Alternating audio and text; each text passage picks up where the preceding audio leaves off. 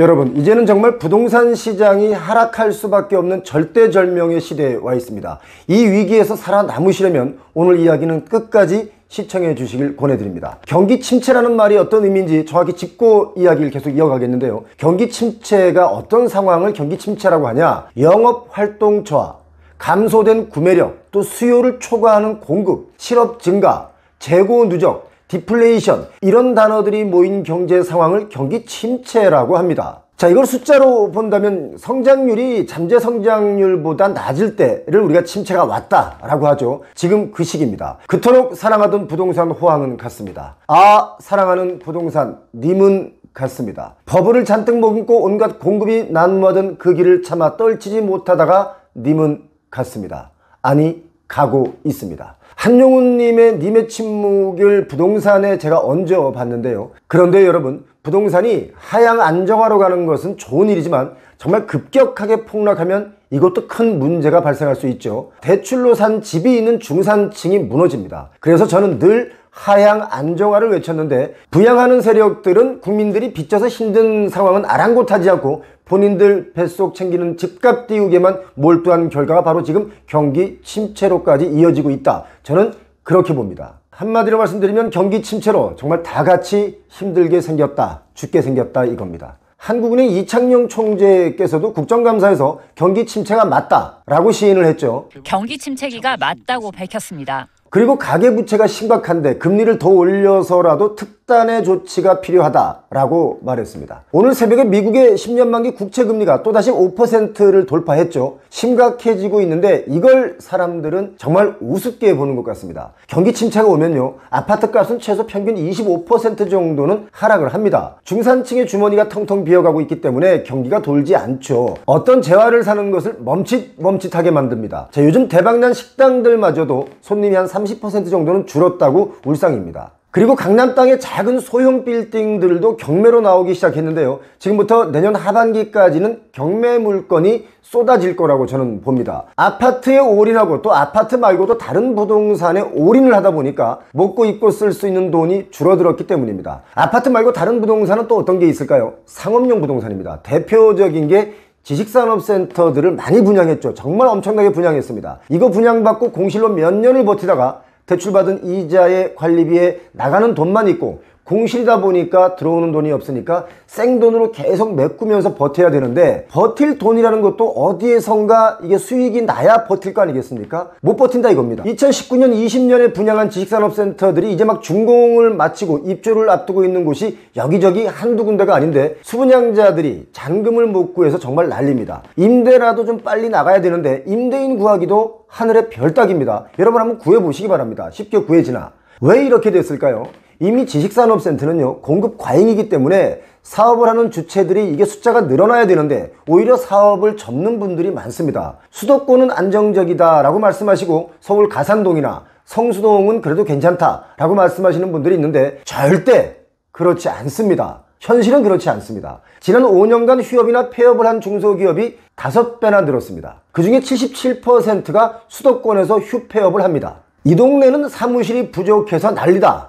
분양받고 누가 등기를 치냐, 등기 치기 전에 피를 붙여서 팔지, 이런 유혹에 넘어가서 계약을 덜컥 하신 분들 지금 매달 이자 갚느라고 힘들어 죽을 맛이라고 합니다. 또 상가는 어떻습니까? 집합상가는 잘 되는 곳이 그닥 많지 않습니다. 특히 지식산업센터의 1층, 지하층에 있는 그 많은 상가들, 오피스텔에 있는 1층, 지하 1층에 있는 그 많은 상가들이 공실투성입니다. 그거 분양받으신 분들은 노후에 안정적인 월세를 좀 받아보려다가 오히려 빚더미에 눌러 앉는 경우가 생겼습니다. 저희 채널 댓글 중에 가장 와닿는 글이 있어서 제가 소개를 해드리겠는데요. 진짜 조심하소. 제2의 IMF 우려, 경제위기 심각 단계, 무역적자 세계에서 200위입니다. 세계에서 꼴찌 수준 북한은 106인데 크크크, 이런 댓글이 있습니다. 이거요, 사실입니다. 23년 올해 상반기 누적 무역 적자가요, 지난해 말 대비해서 크게 적자가 줄긴 줄었지만 전 세계 순위로 보자면 208개국 가운데 200위까지 내려앉았습니다. 아프리카의 주요 국가보다도 순위가 낮은 것은 물론이고요, 북한이 109위인데 이거보다도 순위가 낮습니다.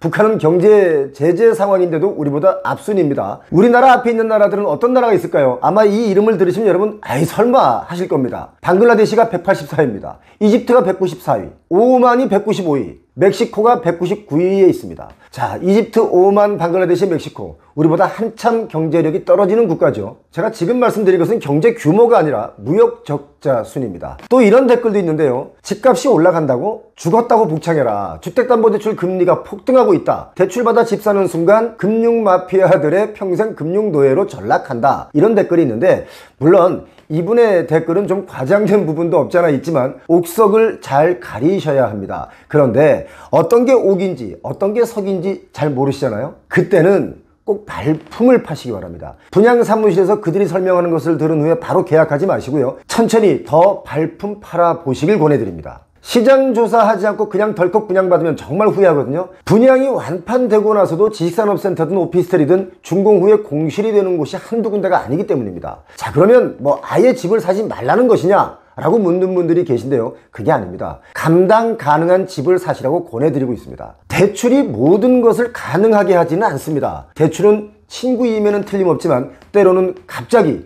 적이 되기도 하기 때문이죠. 제가 이렇게 지표를 두고 근거를 두고 부동산의 위험을 이야기하니까 저더러 어떤 분들이 야, 표용호 하락론자다, 폭락론자다 라고 말씀하시는 분들이 계신데요. 절대 그렇지 않습니다. 저는 하락론자 아닙니다. 그렇다고 상승론자도 아닙니다. 저는 여론을 호도하는 스핀닥터나 이것을 선동하는 프로파간다스도 아닙니다. 다만 저는 하락하기 전에도 하락 신호가 보인다. 영끌하지 마셔야 한다. 또 올해 1.3 대책이 나왔을 때 이건 반등 신호다. 하지만 반등은 데드캣 바운스니까 오르는 집값에 올라타지 마셔라. 이런 말씀을 제가 드렸습니다. 이렇게 포지셔닝을 이야기하는 사람이지 폭락해라, 무조건 사지 마라, 이건 무조건 사라, 이런 주장을 하는 사람이 아닙니다. 자, 좋은 것은 좋다, 위험한 것은 위험하다 라고 말씀드리고 있죠. 인터넷 정수기 약정 끝났지? 그럼 한번 바꿔봐. 인터넷 TV는 최대 47만원, 그리고 정수기 하나만 해도 최대 30만원, 두 개 다 바꾸면 최대 77만원까지 설치 당일날 지급해줘. 이것저것 아끼면 좋잖아. 이거 바꿀 때